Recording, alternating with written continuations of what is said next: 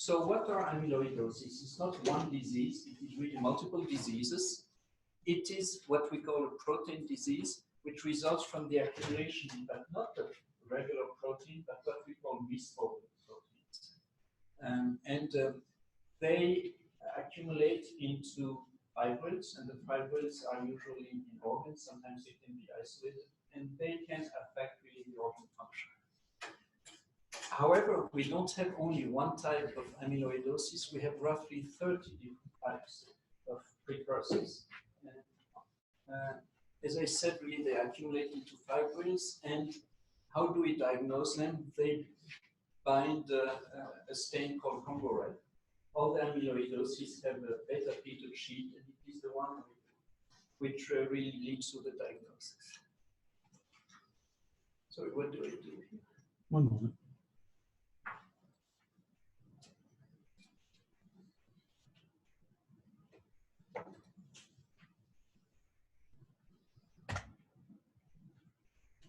Is it blocked? Or?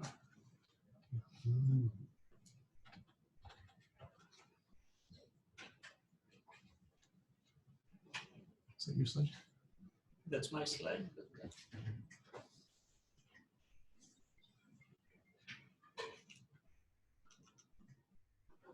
Okay, and we have, so as I said, we have about 30 types, and these are the most common ones. 70% of the amyloidosis really are the result of really the accumulation of light chains, and we call it AL amyloidosis. And the site of synthesis are really plasma cells. And the most common forms are the transthyretin, either the mutant forms or the wild type, which are generated by the liver, and which Jose will talk about. Then we have some other forms really which are there, which are much less common. So in the world of AL, how does the accumulation really take place? So what we have are really amyloidosis precursors, and really they circulate in the blood, and they can really interact with the environment in the organs. And this is where it leads really to amyloid fibrils and the long-term to organ dysfunction. But what we think also, at least in the world of AL, is that some of the abnormal light chains, circulating light chains, that can have really some toxicity on from their on. So what are the mechanisms of organ toxicity? It is the mass effect in most organs. And as I hinted to, there may be a direct toxicity, at least from the AL light chains. And this has been highlighted in animal models. And the thought is could be mediated by reactive oxygen species or by an intracellular pathway, the MAP kinase pathway. And this has really implications for the management of the disease. If we have high light chains in AL amyloidosis, we want to get rid of these light chains as fast as possible. So what are the clinical presentations of the disease? And it really depends on the organs which are involved. For cardiac involvement, it is mostly heart failure, right-sided heart failure, and also some conduction abnormalities. In the kidneys, it is not kidney, I would say, failure at the beginning. It is really nephrotic syndrome with really lower extremity edema, sometimes anasarca, and in the long run, it can lead really to renal failure. Neurology, we have either polyneuropathy and many cases of autonomic really dysfunction. What is starting to be new, and this is mostly in really the TTR field, is patients with bilateral carpal tunnel syndrome have a high incidence of amyloidosis and possibly even spinal stenosis. The GI tract, we can have hepatomegaly in cases of either diarrhea or chronic constipation.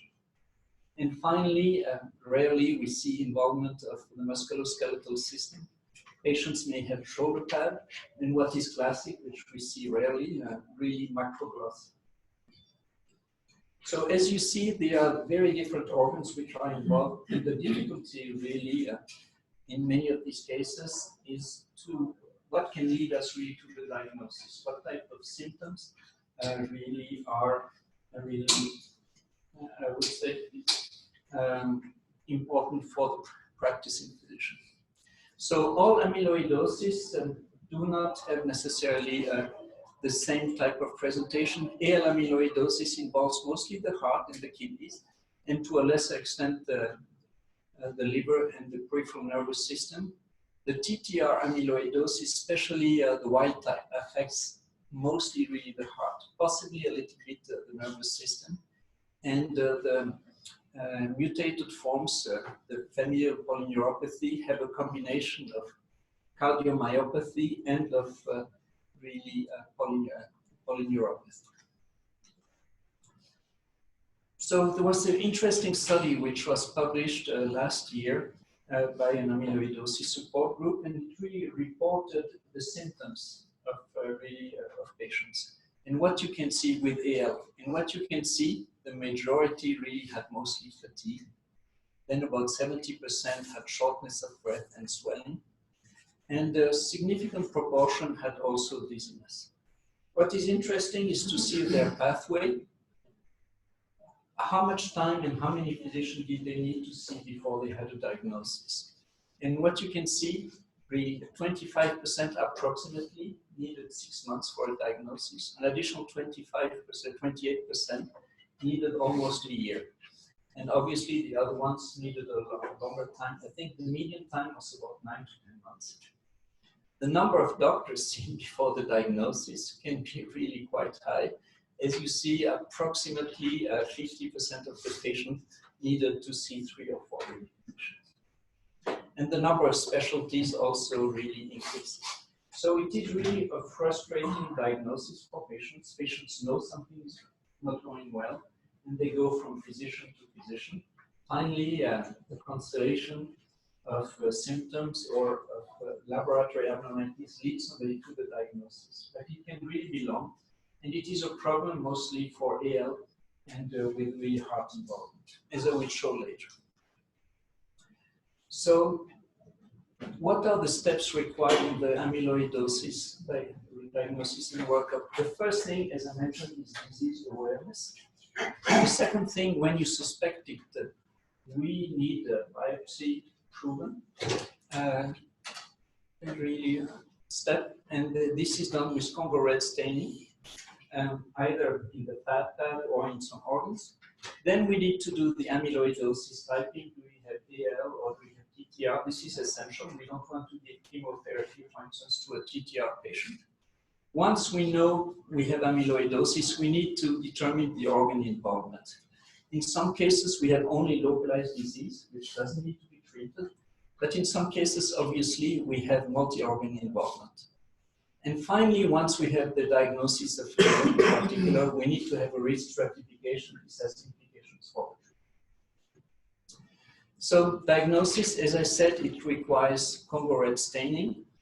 If you suspect it, the first step which is recommended is a fat pad biopsy. We no longer really do rectal biopsies. And this is really a step worth taking in a center which really has really good pathologists also.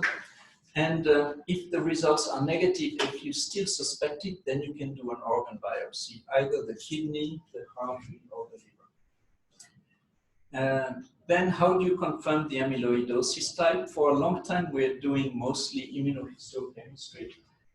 But now the golden standard is really to analyze this sample and to do laser microdissection and mass spectrometry. And I will show you briefly a couple of slides highlighting how it's done. Immunoelectron microscopy is helpful in some cases, and for the hereditary cases, obviously DNA testing. So this is a biopsy, a heart biopsy. And what you can see here, you really have some protein deposits. And if you do some Congo red staining, you see really some abnormal stains. But in birefringent light, what you can see, you have these really yellowish to greenish really colors, which are really very typical for amyloidosis. So how do you do the laser microdissection? We don't do it. It is really sent out to the Mayo Clinic. And here we see there are some cases of really glomerulonephritis, and these samples are really microdissected. And they are then trypsinized, and the protein fragments are analyzed by mass spectrometry. And here we have a couple of examples, and we can see the majority of the protein, or I would say fragments, which are there. And in these cases, there are a couple of general components of AL, but you see really some light chains. So this is the case of AL amyloidosis of the kappa type. And you can do something similar in other cases, and there they saw what is called the leukocyte cell-derived chemotaxane, which is a rare type of amyloidosis seen mostly in really Hispanic patients. So here we know that we have a case, I would say we have a documented case of amyloidosis with determination of the subtype. So there are some diagnostic algorithms which are being used, and Jose will describe it more. In the case of cardiac amyloidosis, how do you proceed? There is also some new testing, non-invasive testing, which we will address. So once you know or you suspect strongly an AL amyloidosis, what do you need? In the serum, you need serum protein electrophoresis with immunofixation, and what is really essential is really the free light chains, because these are the light chains which are toxic to the organs. It is not enough to have immunofixation. In the urine, we need urine protein electrophoresis and immunofixation on 24 hours. We do a bone marrow biopsy, and we have some prognostic markers which are essential, the pro-BNP and troponin, which are hard biomarkers. And how do we monitor or determine the organ involvement? For the heart, it is mostly echocardiography with strain and cardiac MRI. For the kidneys, as I said, the 24-hour urine collection. And for the liver, it is mostly the alkaline phosphatase. So what are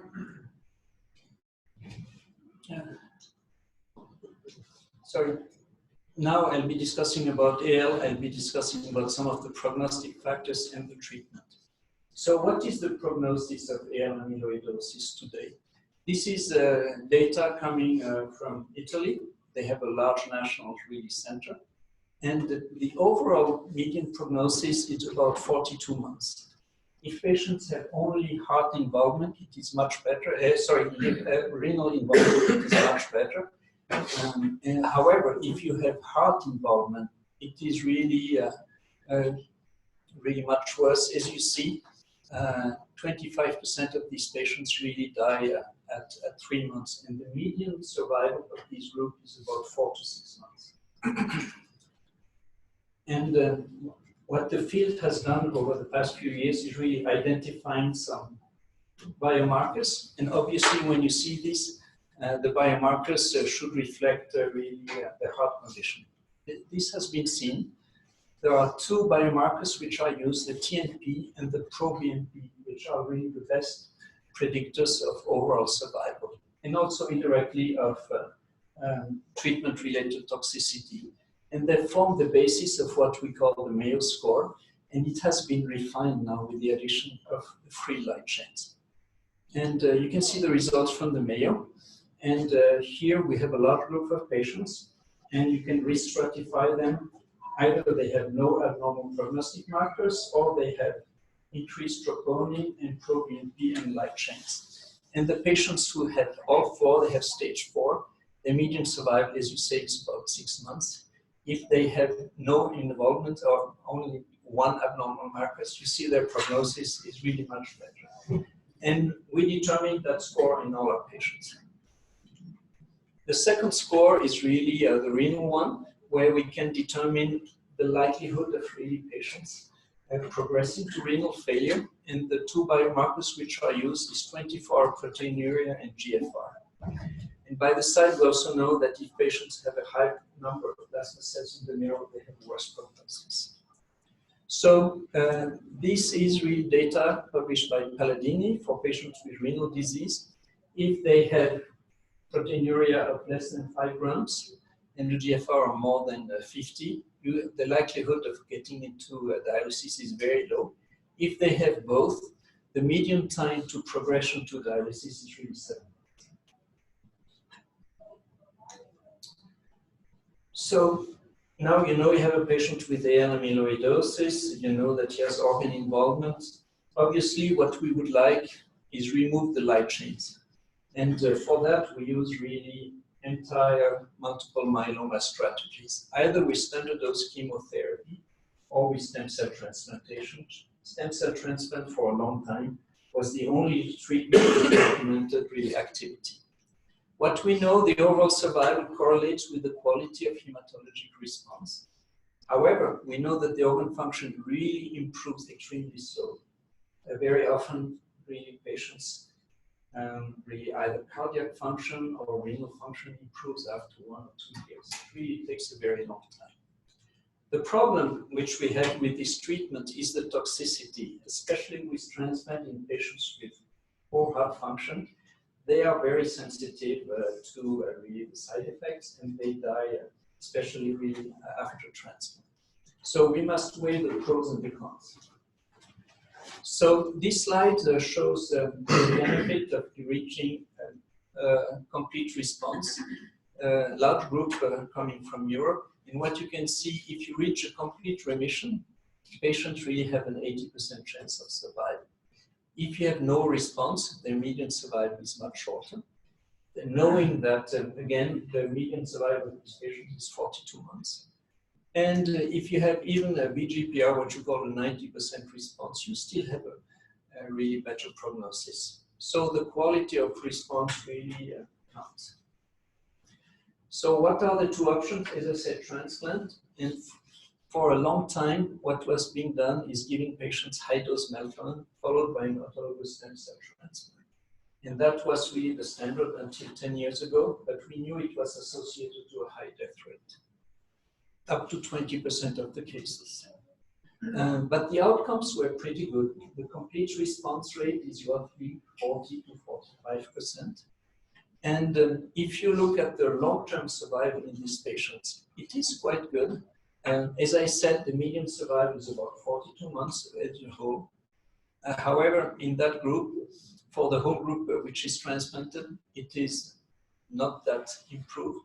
However, there seems to be a plateau. However, if you look at patients who reach a complete remission, they have a long-term survival of more than really 16 years, which is really quite good. If they don't reach a complete remission, again, the numbers are not so good. As I mentioned, there is a high treatment-related mortality, but we have improved it significantly. These are numbers coming from 2000. As you can see, there was up to 20% really death rate in that group. And now numbers coming from 2007 to 2012, the death rate is still about 5%. It is much higher than in multiple myeloma, but lower than before. How have we done so? To a certain extent, our standard of care has improved for supportive care measures. However, we also have removed the patients who are at high risk of toxicity. These are mostly patients with heart disease. And it's for that reason that obviously we want to try some more gentle chemotherapy approaches. And they have evolved over time. Until about 10 years ago, melphalan dexamethasone was a standard, but it was not easy to give. And lately, bortezomib or Velcade, really based regimens have lost, I would say, have gained a lot of popularity. Velcade especially seems to be specifically active in cells producing really light chains, which obviously works well for amyloidosis. And there are 3 regimens which are being used. It's in Europe. In the US, so it's mostly Cybord-D, cyclophosphamide, bortezomib, and dexamethasone. And in Europe, it's Velcade, but with melphalan and dex. The response rate is about 30 to 40%, so 10% lower, but the death rate than transplant, but the death rate is also much lower. So what results do we get? This is studies coming from Europe. If you look at the whole group, they have a median survival of, which is not that great, but it is about 36 months. However, if you look at patients depending on their really initial stage, patients with a stage 1 do quite well, patients with a stage 2 also really do quite well. However, what is also obvious is that patients with advanced heart disease really don't do extremely well with that setting. So even though we do better here, they remain a limiting factor.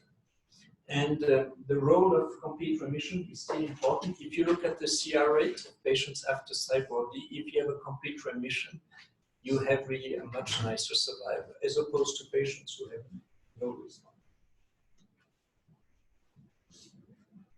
That being said, we want a CR, but ideally, but is the speed of response important?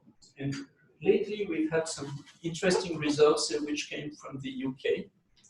And this is really for patients with heart disease. As I told you, they don't do well in the whole series. The median survival is really quite low. However, if you look at the speed of reaching a complete remission or VGPR 90% remission, if you reach it within 30 days, you start to have an improved survival.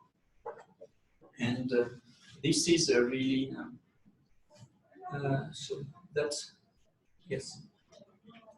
And we have seen similar results in the really nephrology world. Free light chain again, and more than 90% response. Can it benefit in patients who have a low real GFR of less than 20? And it is the case.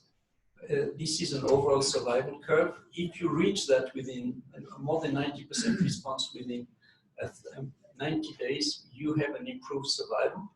And this shows really the proportion of patients ending with dialysis. If you reach your number quite quickly, there is a lower likelihood of ending really with the dialysis, as opposed really to the patients who don't reach that. So trying to treat these patients rapidly, even if they have advanced disease, really makes sense. So there is always the debate in our world, amyloidosis, should we go with transplant or should we go with chemotherapy? Transplant, the pros, it has really deeper responses. They have 10 or 15% higher complete response rate.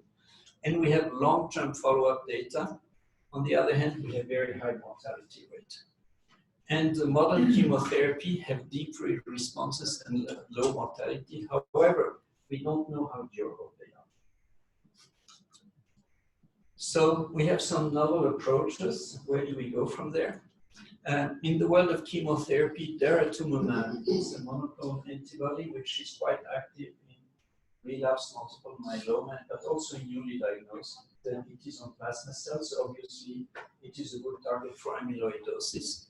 And we have some early, phase 2 data showing that we have about 60 or 70% responses in heavily pretreated patients. And now in newly diagnosed cases, we have a randomized trial where patients are randomized to receive the antibody, to receive Cyborg D, our first-line regimen, and they are randomized to receive the antibody. There is an old antibiotic, doxycycline, which is showing really some activity. I'm not sure if Jose is really in agreement, but there are some interesting data coming from Europe, and we tend to give it really to most of our patients. And finally, there are some monoclonal antibodies which are targeting amyloid fibrates. The idea is if we have an antibody which could target them, could either perhaps lead to a release of these fibrates or even perhaps bind to the circulating polygomers. And we have one very promising agent called NEP001, but the trial was closed last year. We didn't, I would say, it was based on what we call a futility analysis. But another agent, a very promising one, will go into clinical trials very soon. So I will conclude there in amyloidosis. I have tried to convince you that it's a disease really which can have very poor prognosis if it's diagnosed really late. And what we need to do is work on disease awareness and early diagnosis. The backbone of treatment is chemotherapy. It's either Velcade-based or transplant-based. The objective of the treatment is to get ideally a complete response or the deepest possible response. The speed of response also seems essential, especially in cases with advanced disease. And our last frontier, or the next frontier, is cardiac amyloidosis. Really, these patients are quite sick. They have a very low life expectancy. And at this point, we have not been able to make really some real impact. But I will stop there. Any questions? Okay.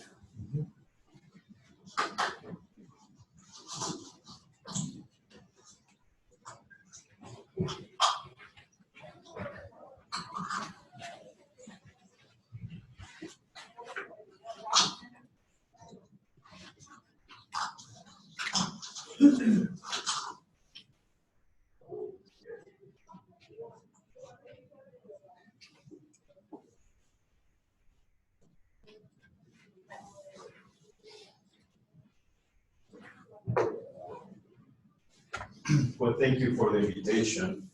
And there are several reasons why we're here. I think we have years of collaboration between the two institutions, and we already have some patients with amyloidosis from this area. So when they come back, we hear about them. We would like to, for you to have an idea of what we're doing, what we're offering back in Salt Lake City. And I'm going to focus, I'll try to do it in the next 20 minutes. I know that all of you have things to do. I'm going to focus on what we call Dtr Amyloidosis. And this one, I can guarantee you that all of you have a patient with Dtr Amyloidosis that has not been diagnosed yet. Even myself, I have patients that have not been diagnosed. So everything that we learned from Dtr Amyloidosis when you were studying medicine is not true anymore. Things have changed in the past 2 years. And we're going to review what are the new changes and what can you do for your patients here in Perth in order to make an early diagnosis. These are my disclosures. And again, Dr. Kovacsovics very nicely explained what have been the advances of light chain amyloidosis. That is a plasma cell dyscrasia producing this deposition on amyloidosis fibrils. I'm going to focus on transthyretin amyloidosis. We call it Dtr amyloidosis. Both share the same end product of an amyloidosis fibril that deposits on the organs and destroys the function of the organ. The difference is the protein that misfolds. On TTR, we have this protein that we all produce on the liver. It's called transthyretin. But in some people with either a genetic mutation or just because of aging, these are the patients that you have, the protein dissociates and transforms into this amyloidosis fibril. So this is what we're going to be reviewing. A little bit more about, if we go in terms of survival, these are old survival curves. This is our survival curve for patients with light chain amyloidosis. And I intentionally put old studies because these were patients that were not treated with what Dr. Kovacsovics discussed this morning. These are patients that were treated with steroids. And you can see the survival for light chain amyloidosis, especially if you have advanced stage, it's only 25% in 12 months compared to the patients with aging TTR amyloidosis or the patients that have a genetic mutation TTR amyloidosis. So what does that mean? Let's put this into context. If you have a patient with advanced stage 4 light chain amyloidosis, the 1-year survival is around 25%.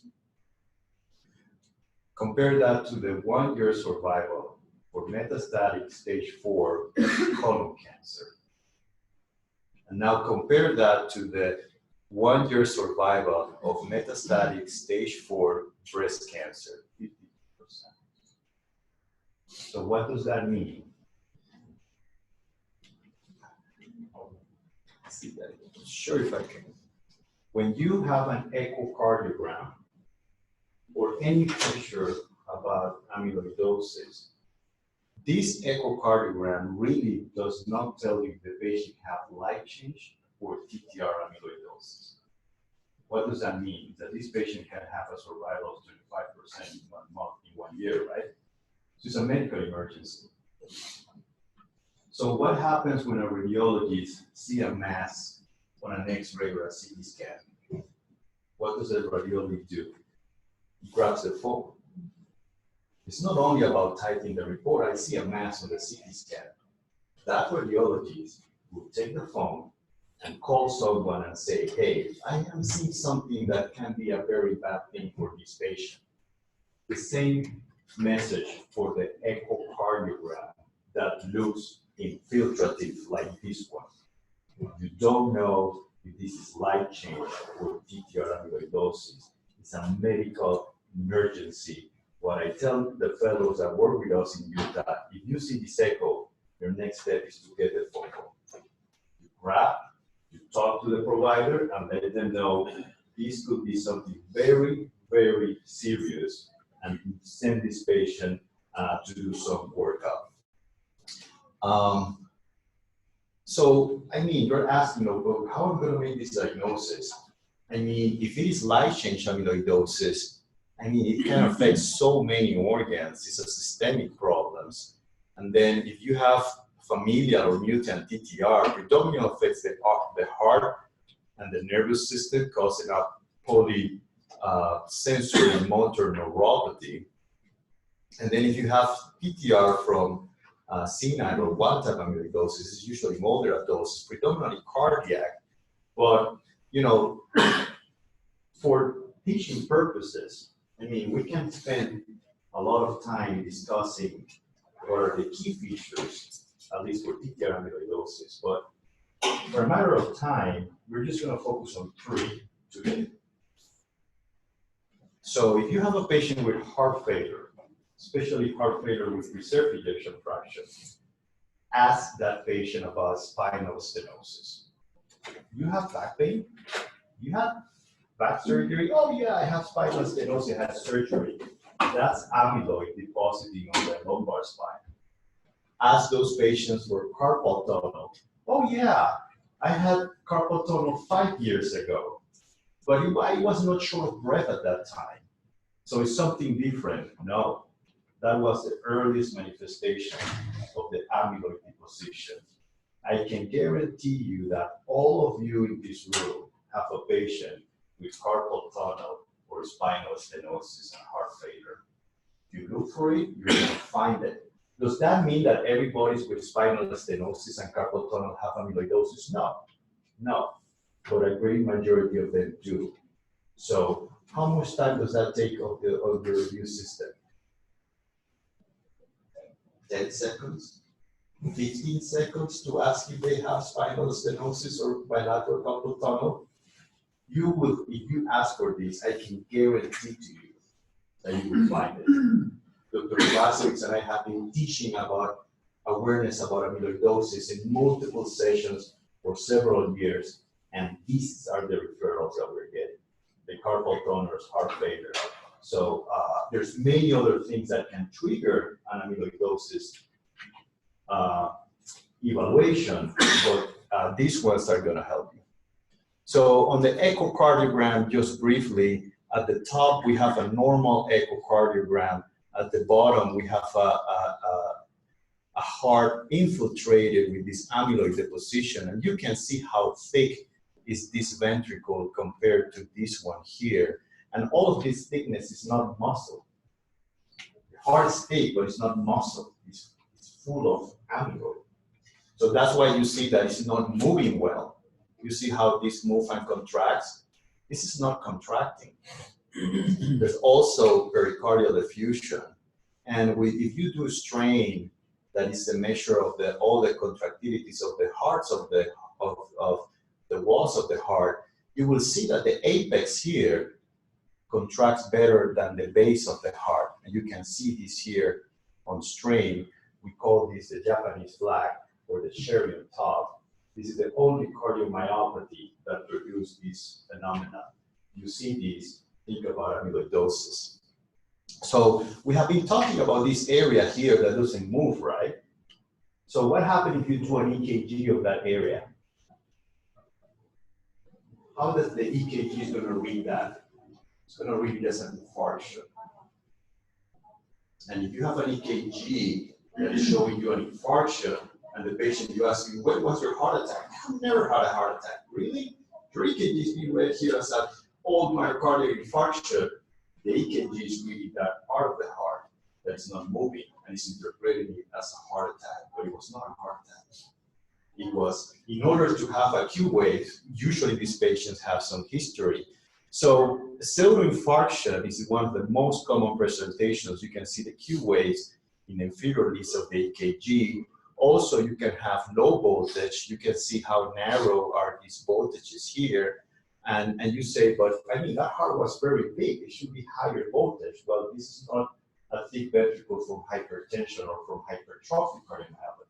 This is a thick ventricle, not from muscle, from amyloid. So you're going to have low voltage just in 50% of the patients. So are you going to have low voltage in all of the amyloidosis patients? No. I have patients that have normal voltage, even hypertrophy on the EKG, and they still have amyloidosis. The key here is that if you see both of them, if you see a cellular infarction and low voltage, that's amyloid until proven otherwise. If you see the combination of both, Q wave, the patient had never had a heart attack, you see low voltage, this is amyloidosis until proven. That's a big red flag of the EKG if you have both of them together. On MRI, the interesting story about the MRI is that this delayed gadolinium enhancement here on the subendocardium, amyloidosis is the only cardiomyopathy that produces that. The problem is that it's only present on 23% of the cases with amyloidosis. So if you do an MRI and you see transmural gadolinium enhancement or patchy, most likely that MRI is not going to be read as amyloidosis, and you're going to miss that diagnosis. So MRI, you need to be careful. If you see the subendocardium enhancement, perfect, you make a diagnosis. But if the MRI doesn't suggest it, that doesn't mean that the patient doesn't have it. The patient can still have it. So we can do heart biopsies. Dr. Kovacsovics talked about this. You can see this is a normal myocardium, and on pink here, you see all of this is the amyloid deposition and how it destroys the musculature and the electrical system of the heart, and all of these patients ends on pacemakers. And here you have the Congo red, the apple birefringence here, that is classic for patients with amyloidosis. But what have revolutionized the field is that for years, to make a diagnosis, you need a heart biopsy. That's not the case anymore. So now we can diagnose this non-invasively with pyrophosphate scans, PYP scans. I don't know if you have the capacity to do stress tests, nuclear stress tests here, but if you do nuclear stress tests, you can do PYP scan. You don't have to buy nothing new. You just have to change the tracer and you can make this diagnosis. This is the first thing that my heart failure fellows, as soon as they're done for fellowship and they go to a new practice, this is the first thing that they do as soon as they reach a practice. So you can start making this diagnosis. And basically, the pyrophosphate is a bone tracer that binds to the amyloidosis fibril on the heart. This is a normal heart. You can see here, there's no binding. This is a negative study, and you can see here in a patient with amyloidosis how it binds to the heart. And we call it a Christmas tree lighting, how this light here of patients with amyloidosis. So this has really, this is one of our examples of our cases in Utah. And these, look at the title of this paper in 2016. I told you that things have changed on amyloidosis. Look at the title of this paper. How provocative it is, this title of this paper. This is an international group. Look at this, non-biopsy diagnosis of Dtr amyloidosis. For years, we have been doing heart biopsies. And now they say, guess what? You can do it non-invasively with specificities of close to 100%, much, much better than MRIs. So now we can diagnose this non-invasively, either in Salt Lake or here in Bernal. I can send you the papers how to do this. And Dr. Kovacsovics mentioned our diagnostic algorithm. So the first step for us is to check for the light change. So if tomorrow you call me and say, Dr. Nativi, I have a patient that has bilateral carpal tunnel, and the echo, I don't know, I'm not convinced about the echo. The first thing that we're going to ask is to measure the light change that Dr. Kovacsovics was mentioning, and the serum and urine immunofixation. And you can do this here. You don't have to send the patient to Salt Lake. We can get those labs here immediately. And those studies are abnormal, you have an emergency there. So we will move fast because our light change pathway, patient needs a hematology referral, bone marrow, heart biopsy, you name it, whatever we have to do, it's a medical emergency. So that's where we start. Now, if you call me, we do the light change here, and they are normal, then we go through the different pathway that is a TTR pathway.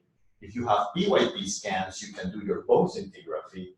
But if you don't have PYPs, you want to do a heart biopsy, fine, you can do that too, depending on your expertise. And if they are positive, that's when you do the genetic testing to see if it is a wild type or a familial amyloidosis. So that's kind of the overall pathway that we use. But for teaching purposes here, this is the first step, and don't miss it. You're going to change how long the patient is going to live if you make sure that the patient is negative of normal. So on the last minute, let's review. For years, 2018 was the first year that we have FDA-approved medications for Dtr amyloidosis. For multiple years, the field was like, why do you want to diagnose amyloidosis TTR? Older adults, it's hard to diagnose, you need a heart biopsy, and then at the end, there's no therapies. All of that have changed. 2018, there was 2 FDA-approved medications for this condition, and there's another one that is going to come lately. So let's start with the gene silencers, patisiran. This is a small interfering RNA that goes into the cell and binds to the messenger RNA of the Dtr protein, and when it binds to it, it cleaves it.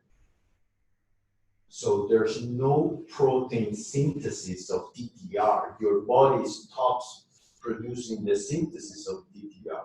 And you say, well, how can we live without Dtr protein? Don't worry about it. Albumin can do the same. So there's some things with vitamin A, but not a big deal. So this medication, patisiran, is an infusion, and it was tested for patients with genetic mutations, Dtr amyloidosis, and polyneuropathy, and if an infusion every 3 weeks, and the results were published last year in the New England Journal of Medicine in July. And as you can see here, if we measure the Dtr protein, that also is called prealbumin, and you can measure that here too. If you measure the Dtr protein in blood, you can see patients on placebo, you have your Dtr, but then if you measure it on patients on patisiran, you can see the knockdown of the amount of Dtr being produced in your body. The knockdown is around 88%. So biologically, the medication is doing what it's supposed to do. But what does that mean to the patient? Because it was a predominantly a neuropathy study, they measured progression of neuropathy with the mNIS+7 score. And look at the patients on placebo, how the polyneuropathy progresses. It's devastating. And now with patisiran, there's a 34-point difference in 18 months on the amount of polyneuropathy patients on placebo and this medication. And the neurologist, I'm a cardiologist, so I'm asking to the neurologist to help me to interpret this. And what they're saying, they're telling me a lot of things, but I'm trying to get something that I can understand. What they're telling me is like a 20-point difference can mean that a patient, you can avoid a patient going from stage 1 polyneuropathy to stage 2, or from moving from stage 2 to stage 3, that is a patient that is bedridden. Big impact. And also on the quality of life, big impact. So this is remarkable for the field of amyloidosis. This is a revolution in the field of Dtr amyloidosis. Before we have nothing, and now we have medications that can help these patients. And we have another medication that is also FDA approved, that is Hypothersin. It's an antisense oligonucleotide, similar mechanism, binds to the messenger RNA of the TTR, and then cleaves the messenger RNA of the TTR, so there's no protein synthesis. The difference from one was a similar study on patients with genetic mutations, Dtr amyloidosis, polyneuropathy. It's a subcutaneous injection weekly, So if patients have difficulties getting infusion, they can inject themselves. They don't have to go to an infusion center. The paper was published in the New England Journal of Medicine the same day of the patisiran study. And it showed also a close to 20-point difference in the progression of neuropathy and a significant improvement in quality of life. So these are two medications that are FDA approved that you can offer to your patients if they have genetic mutations. With inotersen, we need to follow the platelet counts and the kidney functions because there could be some side effects from it. To finalize, we talk about suppression of the TTR. Now let's talk about stabilizing this TTR protein. Stabilization, what it means is that we have this molecule here called tafamidis. The tafamidis binds here to the thyroxine binding site of the TTR. This is a medication that is not FDA approved yet. I have to make that disclosure. And it avoids the conversion of the protein to the amyloidosis fibril. And this, we participated in a study that was published in August of this year. And this study included the patients that you are going to be taking care of too, not only the familias with the genetic mutation, but also included the patients without the mutation. Patients with senile wild-type amyloidosis is a pill, and the study showed a significant reduction in survival. Patients on tafamidis, a survival at 30 months of 70% compared to placebo to 57%, and also showed a reduction on hospitalization. So this is a landmark study. This is a survival curve. And if we compare these, the relative risk reduction was 33%, and the number needed to treat is very, very low, 7.5. If you compare this to the last heart failure medication that was approved recently, sacubitril/valsartan, the relative risk reduction of death for this medication was 16%, and the number needed to treat was 33%. So the effect of tafamidis is significant. And if you're concerned that the survival curves separates at 18 months, if that's bothering you, let's take a look at this. This is the separation occurs in 6-minute walk and in quality of life. Very, very early on patients on tafamidis, patients on placebo. At 30 months, there's a significant difference in the progression on the 6-minute walk. So patients on tafamidis will walk longer distances compared to placebo. So just imagine your patients, how their physical capacity deteriorates. Look at the placebo arm if you don't treat them.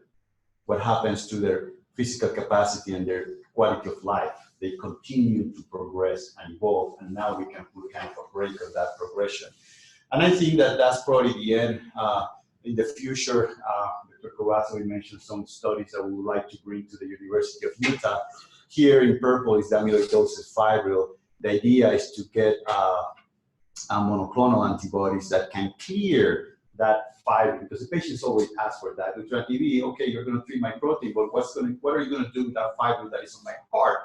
Right now, we don't have anything, but the idea is that we're going to have clinical trials about this. So this is a collaboration between multiple fields. As you know, these patients can have neuropathy, so we have neurologists. Patient can have proteinuria, we have nephrologists. We need a strong pathologist to read those Congo reds. Of course, the heart is affected in the majority of the patients, and the hematologists. We have our social worker to help for the patients to the transfers there. We have geneticists to help us with the genetic testing. We have a big pharmacy groups helping with all of these things about infusions, subcutaneous and oral things to help us to put all of this together. So nutritionist is very important. These patients go to Google and they read about amyloidosis, and they read that it's a protein that is affecting them. Guess what they do? They stop eating protein. So a lot of education that we need to give to them, that we provide for your patients. And we are a center of excellence for clinical trials for both sides, the ALs and the TTR. Right now, we're running several research that we can offer to your patients. So I think that with that, I would like to finish, and thank you for joining us in this field that continues to change. We have our business cards at the back of the table. We're going to have a big amyloidosis symposium in May 17. If any of you want to learn more about this, we're going to have international speakers. We're going to try to have all the PIs of the studies that I show you. They're going to try to join us too, May 17, if you want to learn more about this. So probably we're out of time, but if there's any questions that Dr. Kovacsovics and I can help, we're open to questions. So just a really quick, you're always catching them late. We had a guy that has amyloid that is on dialysis now, end stage. Is it too late for the what's the Partizan? Is he too late for those new drugs? I know him very well. I know you can use it. Actually, it's fascinating. The FDA approval does not include renal insufficiency of patients on dialysis.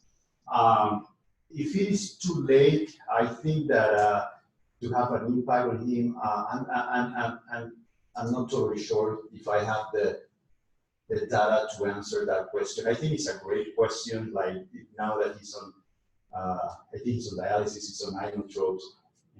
Really, you do know? Yeah, I know him very well. Because he asked me that, and we didn't have a great answer for him. And I think it's a great question.